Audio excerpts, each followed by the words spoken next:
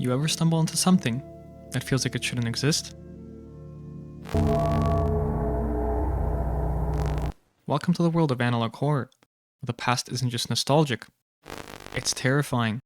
Think Local 58, Gemini Home Entertainment, or the Mandela Catalog. Stories that make your skin crawl using nothing but retro tech and pure psychological fear. The scariest part? Sometimes, the past never really lets go.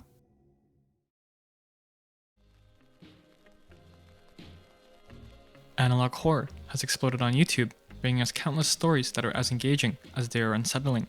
But today, I've got something different for you. This video was inspired by a series that hits closer to home. Literally, it's an analog horror series set right here in my own country. It's called the Wilton Lake Cases, a chilling collection of mysteries that feels incomplete, like something's lurking beneath the surface, just out of reach, waiting to be discovered. Today, we're diving deep into every case, speculating, connecting the dots, and maybe, just maybe, unlocking a few hidden doors that this series has left ajar. So stay sharp, because every mystery of Wilton Lake might not be as far from solved as it seems.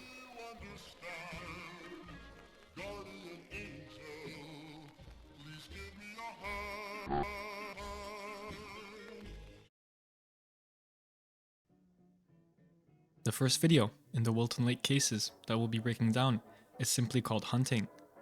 At first glance, it's exactly what you'd expect. An old instructional film, seemingly recorded sometime in the late 80s or early 90s. Its purpose? Teaching viewers how to hunt in the vast wilderness surrounding Wilton Lake, Alberta. The film introduces itself in a standard, almost mundane manner. There's nothing immediately out of the ordinary, but as we move closer to the end of the video, something begins to feel wrong. It starts small, random flickers, momentary glitches, nothing too alarming at first. Even then, the footage continues to progress, giving us meaningful hints about how to hunt properly without leaving you in harm's way. We follow along, listening to details on how to remain safe when hunting creatures who can pose a risk to our health, as they can fight back using their claws or teeth. It reminds us to stay vigilant and alert at all times.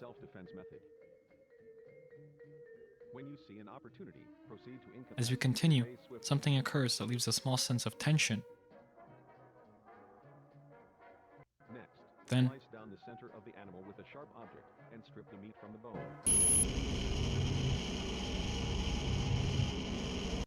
the corruption fully breaks through.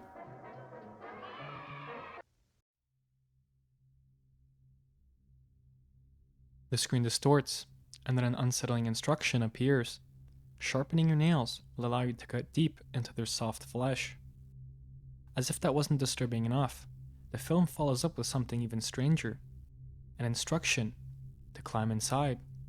For a brief split second at the very end, a hidden message, a Bible verse, Corinthians 5:17, a verse about transformation, a new identity, leaving behind an old life. But why here? Why was this verse placed within a corrupted instructional film? Is this some kind of religious warning? Or is it something far darker?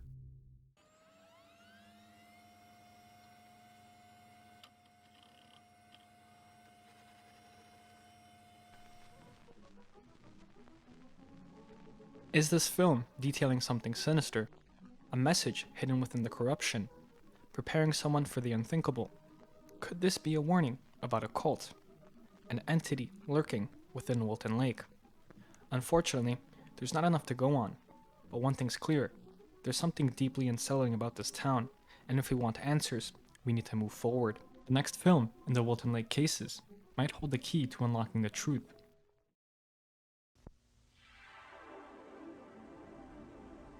The next film in the Wilton Lake Cases is called Shadows, and just like the one before it, Hunting, it starts off simple, almost too simple. At first, it plays like a straightforward educational video, giving us a basic rundown of what shadows are and how they form. But there's something immediately different about this tape. Unlike Hunting, which was provided by Horizon Video, Shadow comes from a different source. Orsa Entertainment. Are these two companies connected? Are we looking at something bigger? Something that spans across multiple entities? Despite their differences, both videos share the same unsettling 90s aesthetic. and both seem to be leading us somewhere, but to what exactly? That is still unknown. For now, shadows appears harmless, but if there's one thing that we've learned from hunting, it's that nothing in Wilton Lake is ever as it seems. So let's keep watching, because if there's a pattern here, we're about to uncover it. The shadows continues. Nothing feels particularly eerie. In fact, it even presents us with a minigame.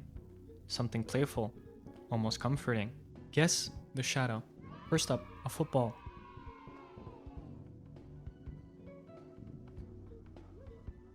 Then a hand.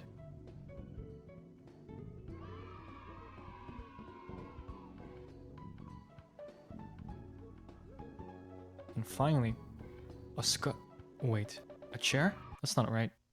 The game is gone, replaced by a message. It's at your window. The screen fades into what looks like someone's bedroom.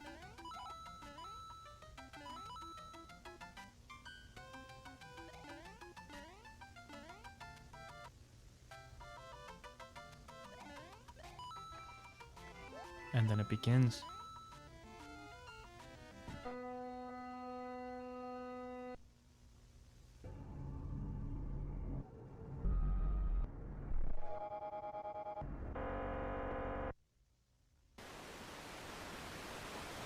A figure forces itself into the screen. I can see you. You look comfortable. You didn't close the curtains completely. Come and let's begin.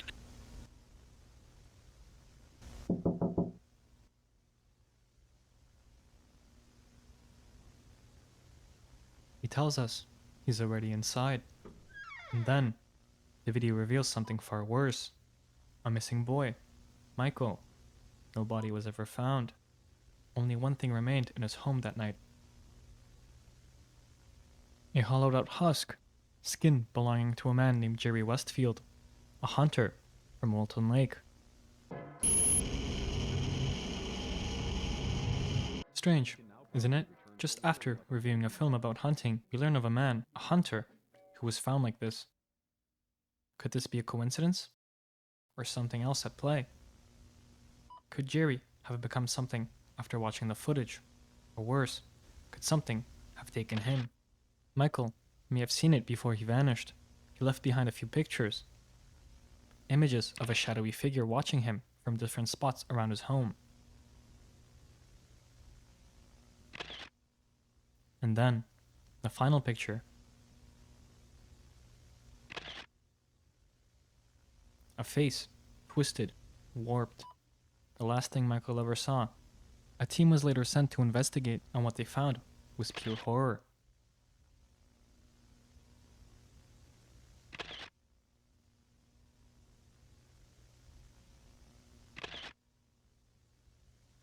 And then Jerry's body. But that wasn't all. There was one last picture. Someone else was there, still watching.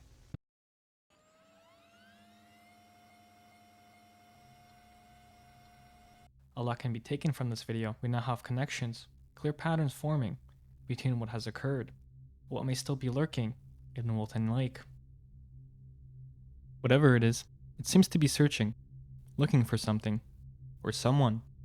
We saw it force itself into the video, an anomaly embedding itself into an innocent, informative film. But why? Perhaps this was its method, a way to crawl into a body, to creep its way into Jerry Westfield, and make him a vessel. But Jerry wasn't enough. It needed something more. And that's when it found Michael. His body was never recovered, only the evidence he left behind. And now, we're left with the chilling question. Where is it now? Is it still searching? Or has it already found something far worse?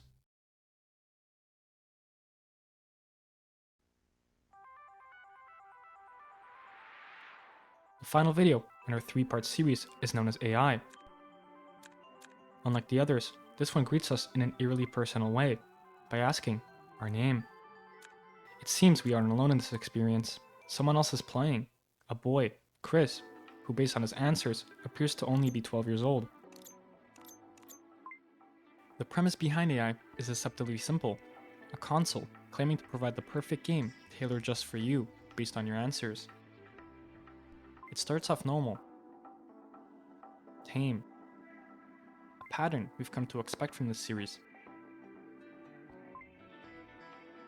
Things seem to be going quite fine at first, with nothing too out of the ordinary. But then, something changes. A question appears that doesn't belong.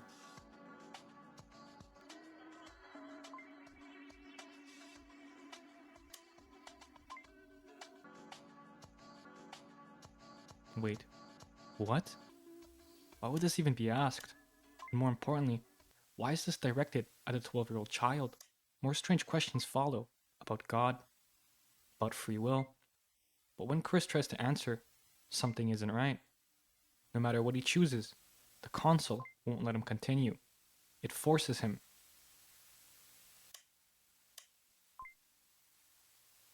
to say no.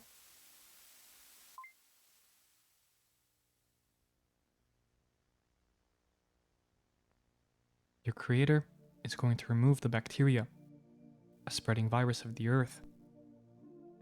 This isn't a game anymore. This is something else. Chris tries to escape, tries to shut it down, but he can't. The console won't let him leave. Then, the voice begins.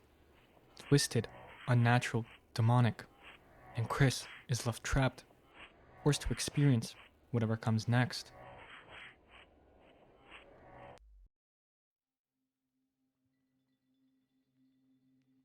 The final video in our series is undoubtedly eerie. But its true meaning, that part remains elusive. We know something lurks within the Wilton Lake, something embedded in its technology, spreading like a virus, targeting the youth. Even as we attempt to decipher this final segment, the voice, the message, it all remains unclear. But listen closely.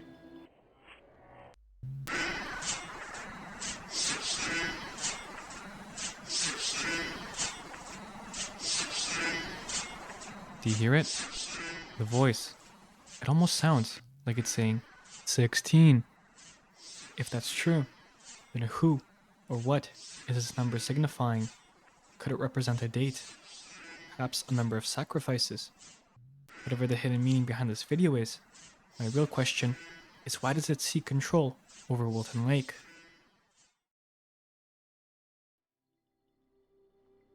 We've already seen signs of something religious buried in this mystery.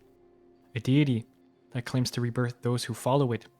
A force that speaks of cleansing, of removing the bacteria from this world. But what is this bacteria?